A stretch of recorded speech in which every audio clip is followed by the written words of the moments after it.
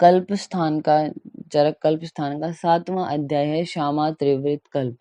आप यही लिख लीजिए, त्रिवृत जो होती है उसका नाम क्या है, यानी बोटेनिकल नेम ओपर्क्युलिना टर्पेंथम।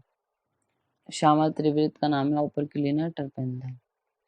नेक्स्ट देखिए, अभी ये जो विमर्श लिखा हुआ है सबसे पहले 2 नंबर श्लोक के, जिस प्रकार सुख पूर्वक वमन लाने में मदन फल श्रेष्ठ होता है, उसी प्रकार सुख पूर्वक विवेचन कराने में श्यामा त्रिवृत उत्तम होती है। आचार्य जो चरक है उन्होंने क्या बोला, जो हमारा सूत्र स्थान था उसके 25वें अध्याय में, त्रिवृत सुख विवेचना नाम। तो आप यहाँ पे लिख सकते हैं पेज के टॉप पर, उन्होंने कुछ ड्रग्स के लिए ऐसे बोला था ना विरेचन के लिए, तो आप सबसे पहले लिखिए त्रिवृत सुख विरेचना नाम, सुख पूर्वक विरेचन कराती है त्रिवृत।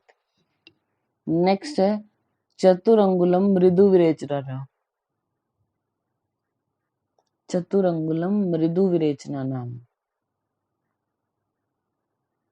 नेक्स्ट है स्नुकपय, स्नुकपय तीक्ष्ण विरेचना नाम, स्नुकपय तीक्ष्ण विरेचना नाम। तो उन्होंने त्रिवृत को क्या बोला, सुख विरेचना नाम, चतुरंगुल को मृदु विरेचना नाम, स्नुकपय को तीक्ष्ण विरेचना नाम। नेक्स्ट है हमारा 3 नंबर श्लोक में देखिए, विरेचने त्रिवृत मूलम श्रेष्ठम आहु। इतना हाईलाइट किया आपने कि विरेचन जो द्रव्य है उनमें सबसे श्रेष्ठ किसको बोला, त्रिवृत को बोला जाता है। नेक्स्ट है 4 नंबर श्लोक में इसके पर्याय, उनको आप हाईलाइट कर सकते हैं, इंपॉर्टेंट है। त्रिभंडी कहा गया है त्रिवृत को, त्रिवृता, श्यामा, कूट, रणा, सर्वानुभूति, सुवहा, ये सारे किसके पर्याय हैं, त्रिवृत के पर्याय। विमर्श में लिखा है कुछ प्रीतियों में सरला और कोटरा भी जो है वो त्रिवृत के पर्याय बोले। नेक्स्ट है 5 नंबर श्लोक में त्रिवृत के गुण, तो कषाय मधुरा रुक्षा, कषाय और मधुर रस है, रुक्ष होती है। विपाका कटुका च, विपाक में कटु है, कफ पित्त प्रशमनी है, और रुक्षता है, रुक्ष गुण है इसका, इसीलिए वात को प्रकोपित करने वाली होती है। और बाकी सभी रोगों को नाश तो करती ही, अगर और औषधियों से युक्त हो जाए। इसका सिंपल अकेली ये जो ड्रग है त्रिवृत, इसका क्या बोला कि ये कफ और पित्त का प्रशमन करती है, रुक्ष होने की वजह से वात का प्रकोप करती है। लेकिन जब आप विरेचन के लिए इसको देते हो, यानी कॉम्बिनेशंस देते हो ना औषधियों के और औषधियों के साथ इसको, तो कॉम्बिनेशन में क्या करेगी, तीनों दोषों को नाश करने वाली हो जाती है। नेक्स्ट है हमारा 7 नंबर श्लोक में, हाईलाइट कीजिए, मूलम तु द्विविधम। जो त्रिवृत मूल है वो 2 प्रकार की, तस्य श्यामा च अरुण मेव च, यानी श्याम त्रिवृत और अरुण त्रिवृत होती है। तयो मुख्य तरम विद्धि मूलम यद अरुण प्रभुम, यानी इनमें जो मुख्य है, जो मेन है वो अरुण जो मूल है वो श्रेष्ठ बताई गई है। दो, वैसे पूरी जो त्रिवृत है वो विरेचन में श्रेष्ठ है। त्रिवृत की मूल भी 2 प्रकार की, श्यामा और अरुण। श्याम और अरुण में भी अरुण ज्यादा बेस्ट है, तो अरुण पे आप स्टार लगा सकते हैं जिससे आपको याद रहे इजिली। फिर नेक्स्ट लाइन में लिखा, सुकुमारो शीशो वृद्धे मृदु कोष्ठे च तत्शुभम, को आपने हाईलाइट किया, मृदु कोष्ठे च तत्शुभम, यानी ये अरुण त्रिवृत की बात बता रहे हैं। अभी क्या बोला कि वो श्रेष्ठ होती है, मतलब अच्छी है। फिर इसके बारे में बताया गया कि क्यों है, क्योंकि सुकुमारों में शिशु हैं, वृद्ध उनमें यूज कर सकते हैं, और मृदु कोष्ठ तत्शुभ, मृदु कोष्ठ वालों के लिए भी शुभ कारक है। फिर नेक्स्ट 8 लाइन में, मोहियेद आशु कारित्वम तत् श्यामा क्षीणवत मूर्छित, यानी जो श्यामा त्रिवृत है वो क्या करती है, मोह को उत्पन्न करने वाली होती है, और जो आशुकारी है बहुत जल्दी वर्क करेगी, क्षीण कर देगी पेशेंट को, धातुएं क्षीण हो जाएंगी उसकी, और मूर्छा भी हो सकती है।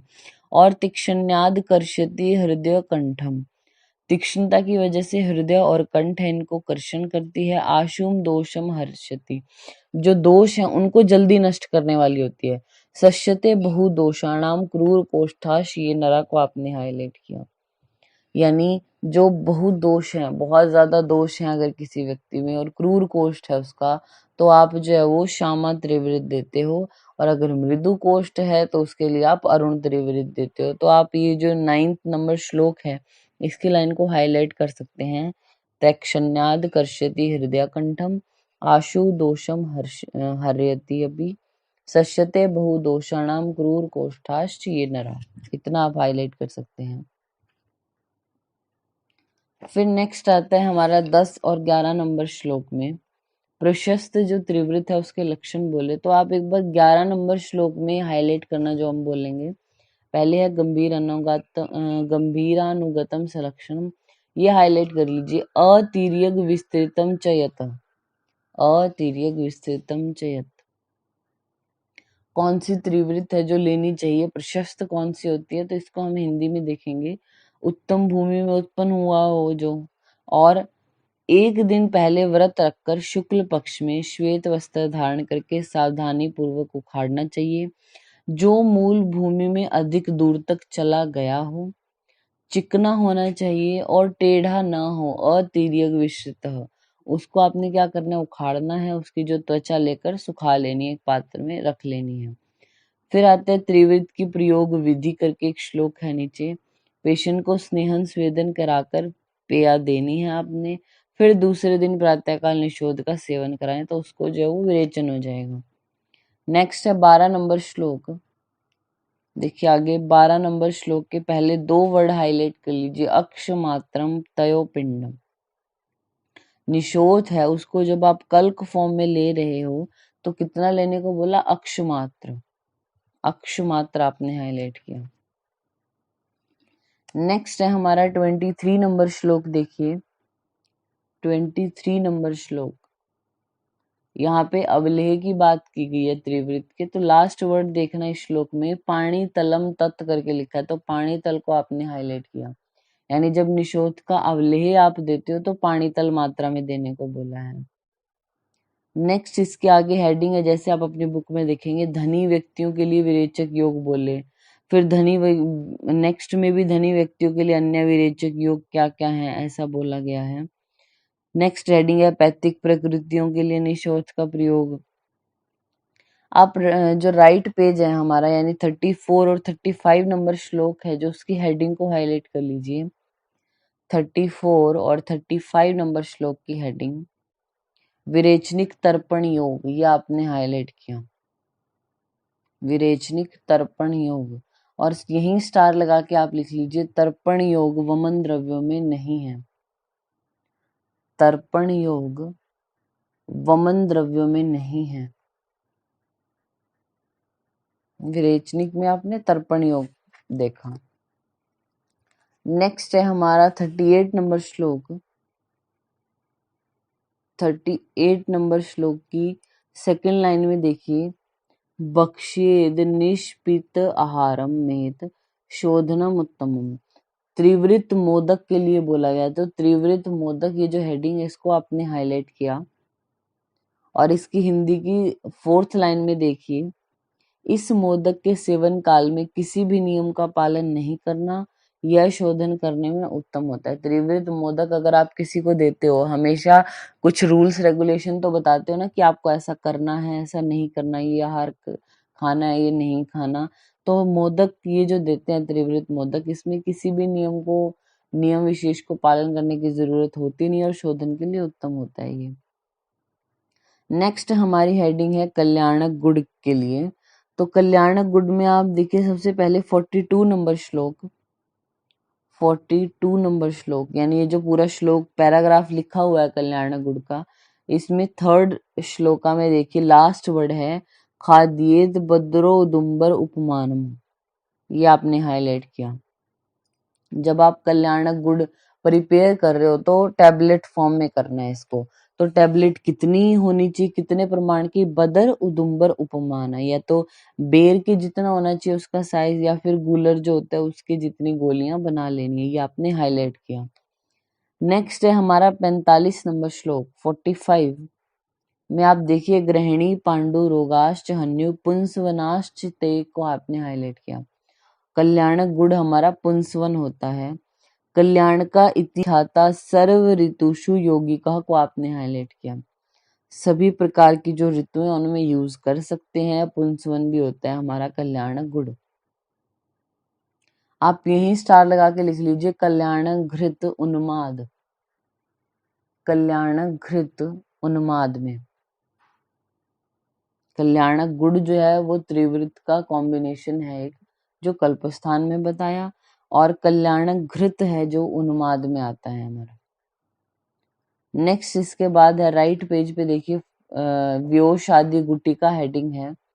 इसके 49 नंबर श्लोक में देखिए आप, 49 नंबर श्लोक, योग सर्व विषाणाम च मतम श्रेष्ठो विरेचने को आपने हाईलाइट किया। सभी प्रकार के जो विष हैं उनमें अगर आपको विरेचन कराना हो तो उसके लिए व्योषादि गुटिका अच्छी है। और मूत्रा जानाम च रोगाणाम को आपने हाईलाइट किया। मूत्रज विकारों में और विष से पीड़ित अगर कोई है तो उनमें विरेचन के लिए अच्छी होती है व्योषादि गुटिका आपने हाईलाइट किया। नेक्स्ट है फिर हमारी 56 नंबर श्लोक में आइए, 56। अब ये जो श्यामा त्रिवृत है इसके ऋतुओं के अकॉर्डिंग भी योग बताए गए हैं कि कौन सी ऋतु में किस द्रव्य के साथ आपको लेना है। वैसे नहीं पूछा जाता है ये इतना डीप तो, लेकिन अगर आ जाए तो आपको पहचानना कैसे है वो हम बताएंगे। तो त्रिवृताम कॉटेजम वर्ड करके लिखा है ना, कॉटेज, तो कॉटेज मतलब कुटेज को बोलते हैं ना, सॉरी वो, हाँ कुटेज यानी हमारा वत्सक है उसको बोला जाता है ना। तो वैसे वत्सक और वैसे वर्षा, तो ये अगर आपको लिख के हो कि त्रिवृत कॉटजम बीजम पिपली विषु भैषजम ऐसे करके और पूछे कि कौन सी ऋतु में इसको यूज किया जाता है, तो कॉटजम वर्ड को आप याद रखना, यानी ये वत्सक का पर्याय है, तो वत्सक यानी वर्षा में दिया जाता है। और सेकंड लाइन में हाईलाइट करना, क्षोद्र द्राक्षा रसोपेतम, लेना किसके साथ है वर्षा में, मधु के साथ या द्राक्षा रस के साथ। मधु के साथ तो आप वैसे भी याद रखेंगे, जो हमारी दिनचर्या हम पढ़ते हैं, सॉरी ऋतुचर्या पढ़ते हैं, तो उसमें वर्षा ऋतु में बोला ही गया है कि सभी जो चीजें हैं उनमें मधु सेवन तो करना ही करना है ऐसे करके। तो त्रिवृत कौटजम बीजम पिपली विश्व भैषजम, और फिर आपने हाईलाइट किया क्षोद्र द्राक्षा रसोपेतम। नेक्स्ट है 57 नंबर श्लोक में, त्रिवृत दुरालभा मुस्ताक शर्करा उदिच्च चंदनम, द्राक्षा अंबुना को आपने हाईलाइट किया, द्राक्षा अंबु के साथ पीना है इसको। अब आप देखेंगे ये सारे द्रव्य जैसे मुस्तक, शर्करा, उदिच्च, चंदन, ये सारे क्या है, शीतल द्रव्य यानी पित्त शामक है। तो पित्त का शमन करने की जरूरत हमें कब पड़ती है, जब पित्त प्रकोपित हो, मतलब कि शरद ऋतु में। आपको थोड़ा आइडिया हो जाएगा इस चीज से। शीतल द्रव्य जितने भी हैं वो पित्त शमन के लिए हैं, और पित्त शामक ऋतु हमारी कौन, मतलब पित्त जिसमें शमन करने की जरूरत हमें होती है वो है शरद, क्योंकि उसमें पित्त प्रकोपित होता है। तो इससे आपको आइडिया लगाना है कि ये शरद ऋतु के बारे में बात हो रही है। नेक्स्ट पेज पे हमारा 58 नंबर श्लोक, उसमें देखिए त्रिवृताम चित्रक, चित्रक को अंडरलाइन आप कर सकते हैं। चित्रक मीन्स अग्नि भी पर्याय है ना इसका, तो यानी उष्ण होता है। तो उष्णता की जरूरत कब पड़ती है हमें, जब ठंड हो, तो यानी हेमंत ऋतु में बोला। और लास्ट में देखना इसमें, स्वर्ण क्षीरी च हेमंते पिष्टवा तो उष्ण अंबुना पिबेत, गर्म पानी के साथ पीनी है। तो वो ठंड में ही पीते हैं हम गर्म पानी, तो उष्ण अंबुना इसके साथ, और त्रिवृत चित्रकम, चित्रक को आप देख के पहचान जाएंगे कि हेमंत ऋतु के बारे में बोला।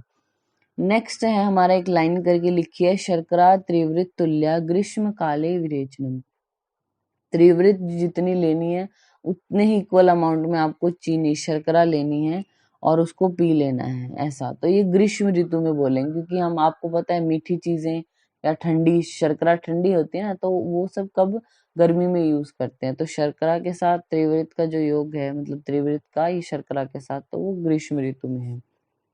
नेक्स्ट है हमारा 59 नंबर श्लोक, हिंदी में आप देखेंगे, प्रत्येक ऋतु में योग्य, जो सभी ऋतुओं में लिया जा सकता है योग, वो कौन सा है, श्वेत जो निशोथ है वो, हपूषा है, सॉरी त्रयमाण है, फिर हपूषा सप्तला कुटकी, इन सब का यूज करना है गौमूत्र के साथ। तो सभी ऋतुओं में ये दिया जा सकता है।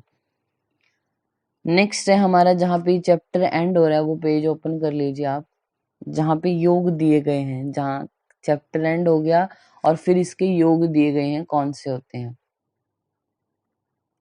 तो अम्ल आदि जो द्रव्य हैं उनके साथ 9 योग हैं, सेंधाव आदि के साथ 12 योग हैं, गौमूत्र के 18, मुलेठी के साथ 2, जीवक आदि के साथ 14, दुग्ध के साथ 7, अवलेह के 8, चीनी के 4, पानक के 5। ऋतुओं के अनुसार आपको याद हो कि ऋतु के अनुसार योग हमारे जो है वो त्रिवृत के दिए गए हैं, वो 6 होते हैं, ऋतुएं 6 हैं। मोदक के साथ 5, घृत और दुग्ध से 4, तर्पण और चूर्ण से, तो इस पर स्टार लगा लीजिए आप। तर्पण के योग विरेचन द्रव्यों में ही है, वमन में नहीं है, तो तर्पण योग श्यामा त्रिवृत में है। चूर्ण 2, मध्य के साथ 2 योग हैं, और शार्डव के देखिए लास्ट है, शार्डव से 10 योग है, इसको आप स्टार लगा सकते हैं। हमने पढ़ा मदन फल के लिए भी और श्यामा त्रिवृत, यानी जो वमन द्रव्यों में श्रेष्ठ है और जो विरेचन द्रव्यों में श्रेष्ठ है, दोनों के ही शार्डव योग हमने पढ़े, और 10 ही होते हैं दोनों के, तो शार्डव योग 10। तो ये जो हमारा चैप्टर है 7 नंबर कंप्लीट होता है।